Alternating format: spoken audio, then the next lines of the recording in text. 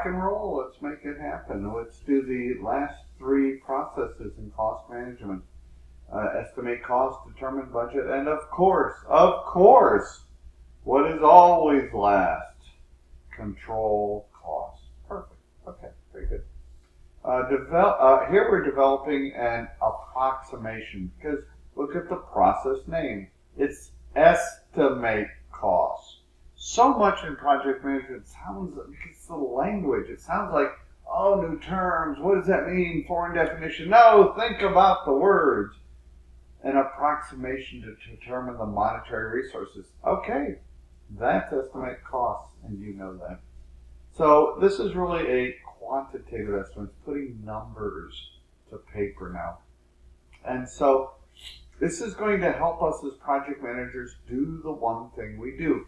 In integration management, which is our knowledge area, we are always making trade-offs, especially between the constraints of scope, schedule, and costs, okay?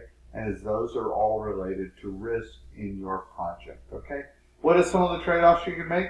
Well, we could make something versus buy something. We could buy something or lease something.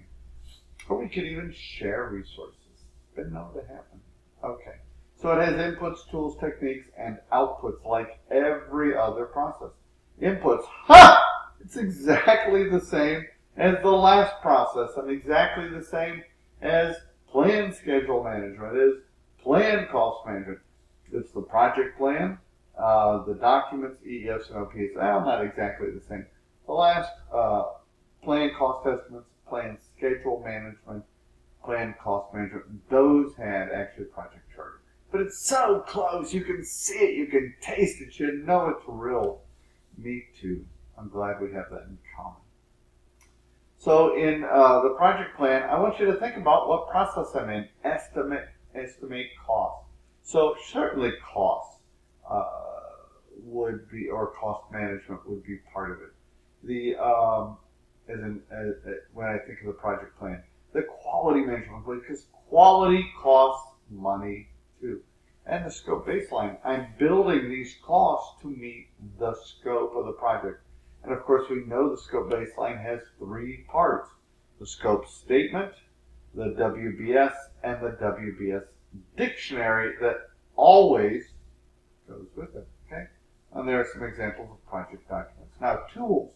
Expert judgment, I've covered that. It's the same definition. Know it. In the last lesson called schedule management, we talked about analogous estimating, which is using historical information, for example, other projects of similar scope of recent duration.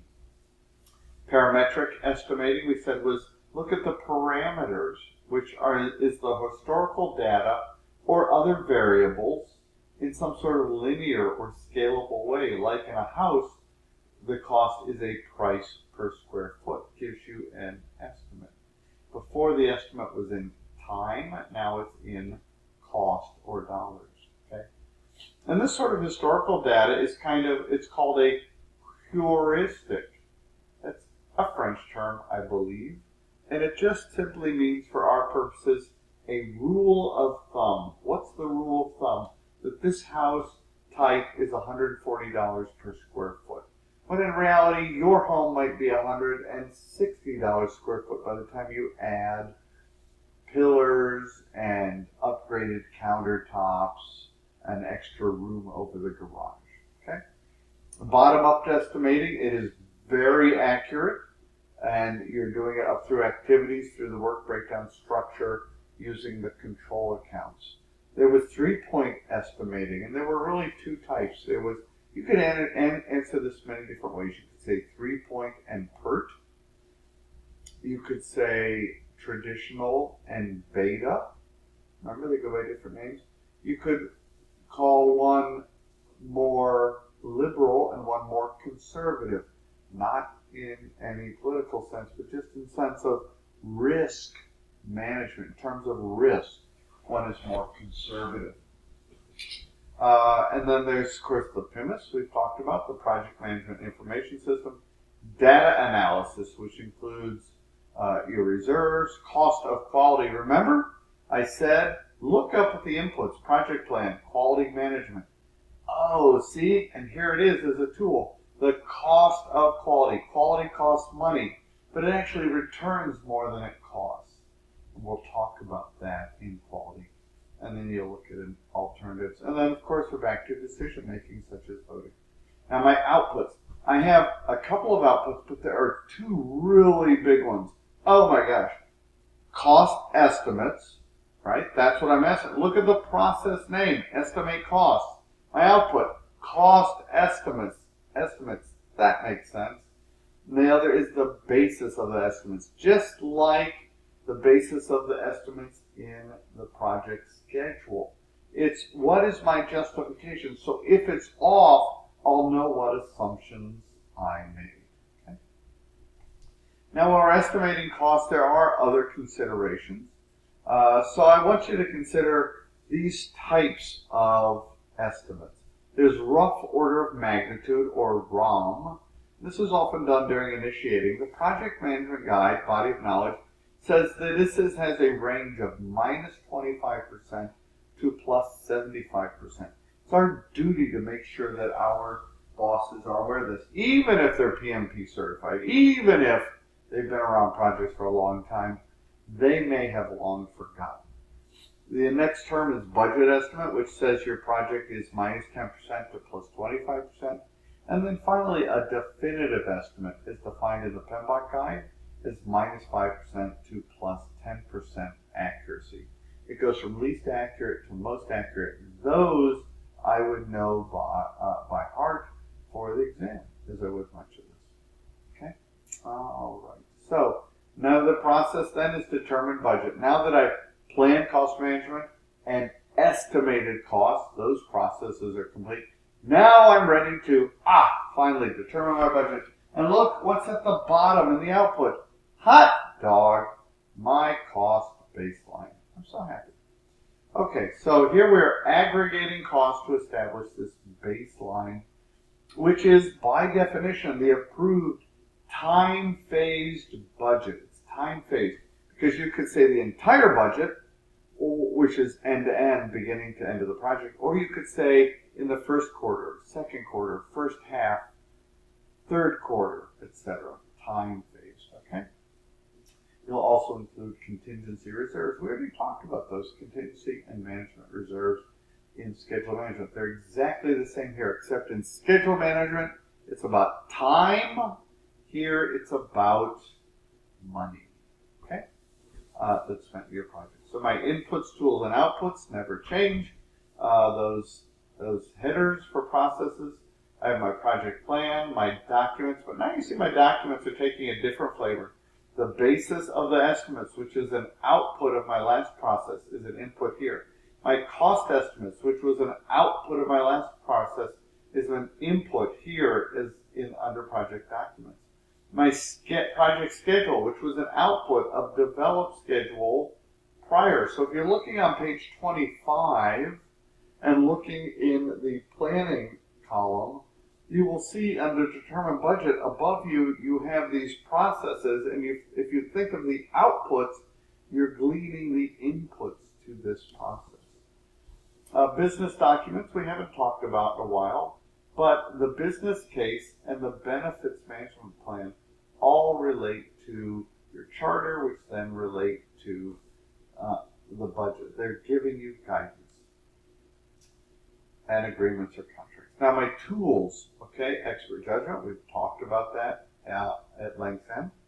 Cost aggregation, where I'm adding the cost from the very bottom of the activities up through the work packages and up to the whole scope. That's aggregation, working its way up. Remember, when you're breaking it down, was called decomposition.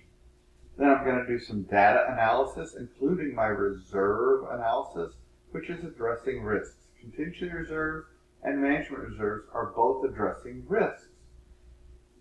There's historical information review. So analogous uses historical information, so does parametric. I have my funding limit reconciliation. So I have to reconcile a fiscal year budget and sometimes a calendar year budget or some other company type budget. And of course, financing. Now, in the outputs, two very important outputs. Cost baseline, bum, bum, bum. That's my approved time-phased budget. Of course, almost the management reserves, that's not included, but it's my approved time-phased budget. And then project funding requirements. This is my baseline plus my management reserves. That's everything out the door. Okay, so here's a picture of how it goes. So basically for my work packages or activity estimates, I'm aggregating up, adding in my contingency reserves, bam! Cost baseline. That's an output of this process called determined budget. That's what I have to work with. But above me, not included in my budget, are management reserves for unknown unknowns. Remember, contingency reserves were for known unknowns. I know it's a risk. I've identified it. I just don't know if it will execute. And then above that is called the overall project budget, which is the project funding requirements. Okay? Project funding requirements, cost baseline, very important terms, and reserves. Okay, my last process, control costs. And the spirit of control is all about project management. I have my inputs, tools, and then I'll have my outputs. Okay? And none of these new, except in control. Notice I always have a project plan. I always have work performance data. That's what I'm getting in the execution process group. And I always have OPAs. My tools here are expert judgment, data analysis. I'm talking about earned value. Planned value, earned value, actual cost. We're going to talk about this more in a few minutes, which gives me my planned value is also my BAC. That's budget at completion. Bam. It's going to be easy in a minute. Just hang in there. But you could go to chart page 267 now of the PMBOK guide to review that. Data analysis, I'm talking about variance analysis. What are my trends? What are my reserves doing? Contingency and management reserves. And to complete performance index. All things to be covered shortly. Okay, that's it. I've enjoyed it. That's all four processes of the cost management knowledge area. Say it with me. Plan cost management is the first process.